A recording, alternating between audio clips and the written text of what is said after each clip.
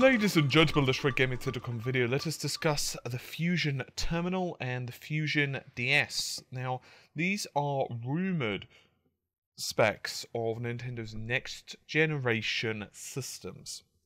I've done this as an article and I'd recommend you check it out, because there are a bunch of specifications here that I'm not going to dive into in this video because I'll be here until Christmas going into all of this. In addition, I have also got some screenshots in there of tech slides of CPUs and other bits and pieces we're going to be talking about, as well as explanations for some of my findings and other words the mathematics behind them. So if you're really that curious about that stuff, check the article. So anyway, it goes without saying the Wii U is underpowered compared to the PS4 and Xbox One. Now, if the Fusion Terminal, which by the way is the replacement supposedly for the Wii U, is true, you're going to be looking at something that's about 2.5 times faster than the PS4. I'm going to read out a few of the specifications. The GPU is codenamed Lady, and is based on the GCN architecture, which is an RX 200 GPU, 2816 shaders running at 960 MHz, 4.6 T-flops, film rate 60.6 G pixels, for God's sake, 170 G texels. God, I hate reading tons of numbers. Anyway, the CPU, well, there are two of them. The first is a 64-bit custom Power 8 IBM 8-core processor running supposedly at 2.2 GHz. Of course, we will dive more into all this in just a moment. Then you've got a co-processor, which is basically the Wii U processor. It's a 750-based 1.24 GHz tri-core processor. And then you've got 4 GB of unified DDR4 SD RAM, known as Kong, and 2 GB DDR3, which is on die, and that's codenamed Barrel. So, okay, how accurate, how true do I think these rumors are? Well, I'm not saying that there's nothing to them, because I don't know. I'm not at Nintendo's headquarters, and it's fairly obvious they are working on another console, right? I don't think it needs any of us to know much about leaks to realize that they are most likely working on another console right now. But there are some specs on this console that really just confuse me. Now, the supposed leak of the Terminal Fusion GPU, which we've already just read out, if you were to look, it doesn't have the ROP count, and it doesn't have the TMUs listed, but we could figure those out. That's actually not too difficult. But what concerns me more than the film rate, what concerns me more than the clock speed, or even the shader numbers, and that's a lot of shaders, by the way. That's like the amount that an R9 290X has from AMD. So they could do it, but it's going to cost them a crap ton of money. One could argue that, let's say in 2016, the prices of this will drop, but even so, I'm not saying it's not true, it just sounds really like it could cost a bunch of money. Now, let's assume that that's not the problem, right? Let's assume Nintendo were either willing to sell on a loss, or they're willing to sell it in like 2016 or 17, therefore the price of these components are going to be significantly lower, therefore it won't be prohibitively expensive for the consumer. So, let's assume all of that is true. The first thing that concerns me, well, let's actually use the PS4, right? I've written these maths down in articles, so if if you're lost, you can just check that out, and it's pretty abundantly clear. But the PS4 is 1.84 T-flops running at 800 MHz. It has 1152 shaders. Now, if you multiply all of those together, so basically, if you take 1152, you times that by 2, because each of the shaders does 2 operations per clock, and then you multiply that by 800, you get the 1.84 T-flops, right? Simple. So once again, 1152 times 2 times 800. Simple. But if we were to do that exact same calculation, meanwhile, for the Terminal Fusion, which I'm hoping is a code name, And I'm really hoping it's not its real name because it's bloody sodding awful. But regardless, let's just assume it is. So yeah, it's using the same GCN architecture, pretty much. It's either using GCN 1 or GCN 1.1. Possible that it's some new version, but it's all going to be calculated most likely exactly the same as the PS4, right? Because it's obviously using the GCN architecture as well, the PS4. So if you were to take 2816 times 2 times 960, do you get 4.6? No.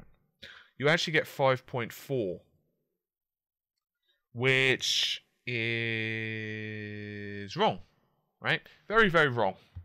In terms of fill rate performance, it's roughly on par, and it would seem to have 64 ROPS. Once again, if you want more information on that, you can check the article. This video has already become lengthy enough already, and I don't want to just, you know, pad it to like become like 2 to 3 videos or something like that on such a slim rumor.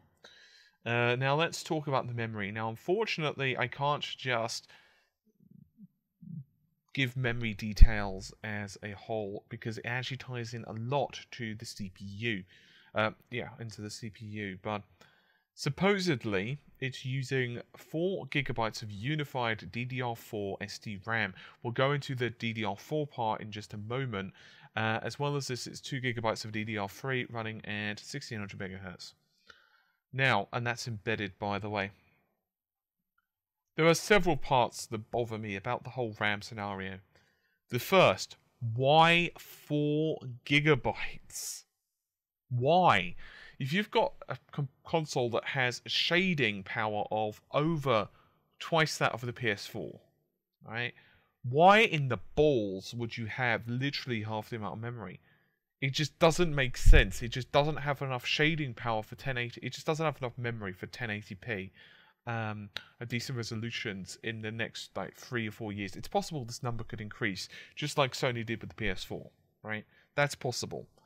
But I don't know why they'd start out with 4. It's just 8 GB is like the minimum I would expect them to start out with. I just don't understand why they would begin with 4. So that confuses me. Another part is the bandwidth of DDR4. I understand it's most likely tied into the CPU part, and we'll get into that in just a moment. As far as I understand, and the rumors have it, the barrel memory, the 2 GB DDR3, is being used for the OS. That makes some sense, but it just seems a bit weird to me that they'd do that. Yeah. That's really odd. But anyway, let's even put that aside, which I think is really weird, but let's even put that aside. As I mentioned, the purpose behind the coprocessor is to make backwards compatibility not a thing. Problem is, it's also going to offset by increasing the costs. Sure, by that point, the processors are going to be cheap, but cheap is not free. Anyway, the main CPU is a 64-bit custom Power 8, which supposedly is 8-core. Now, there are some problems I've got with this immediately. Now, these processors were released or announced late last year. The Power 8s, I mean, from IBM. And there are a couple of points to make with it. Now, how it basically works is that this chip can take either DDR4 or DDR3, and it's based on pretty much the memory controller. The Centaur, which is basically a memory controller, also acts as level 4 cache and memory buffer, gives effectively 16 megabytes of level 4 cache. Now, Power 8 chip supposedly standard has 12 cores with 96 megabytes of EDRAM level 3, which equals 8 megabytes per core, which is fairly strange, but if you compare it to the specifications which they are rumored to have. So even if we ignore the cache oddities, which don't really make much sense to me, but there you have it, in terms of what they've got here. One thing that kind of confuses me is the memory bandwidth, because I don't understand really why they would go with DDR4 in regards to the GPU. It's possible that I'm missing something regarding this, but I just don't see how the GPU is going to have enough bandwidth to deal with all of this, well, to basically feed all the streaming processors. Because the sustained memory bandwidth with 8 Centaurs, and we're talking a hell of a lot of cores here, we're talking like a really expensive setup, something that I don't think Nintendo would be able to pack in. This would be like for very high-end rendering type of situations. You're looking at 230 gigabytes per second with 410 gigabytes peak. That's not enough to feed that amount of stream processors, because the memory bandwidth, for example, of the R9 290 or 290X is way over 300. It's like 320 gigabytes per second. So that doesn't really make huge amounts of sense to me either. So I don't really get why they would only go with 4 gigabytes of RAM.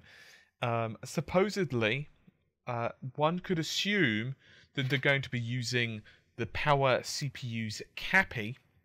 CAPI basically is layered on top of PCIe, and in theory this means that the GPU, for example, can share exactly the same memory address space as the CPU.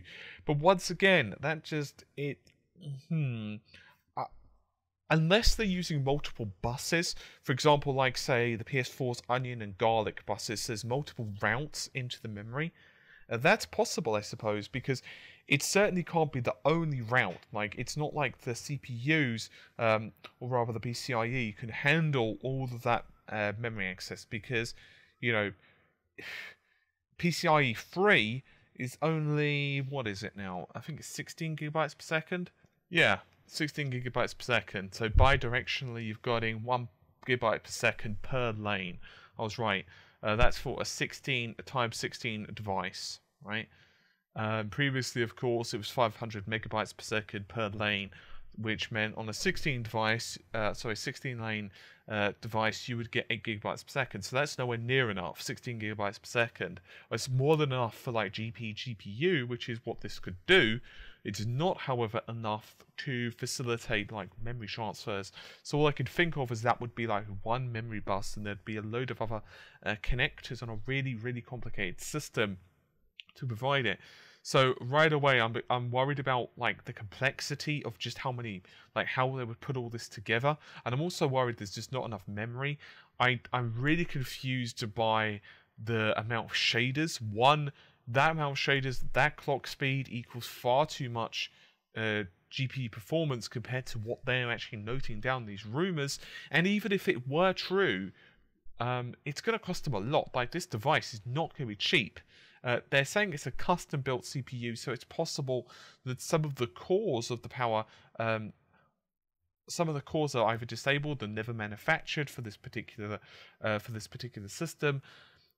What do I think? Like, do I think this is true? I mean, I've not even gotten into the Fusion stuff either, for the Fusion DS stuff, which, I mean, they're talking about SDHC holographic enhanced cards with 128 gigabyte limit on the Fusion DS.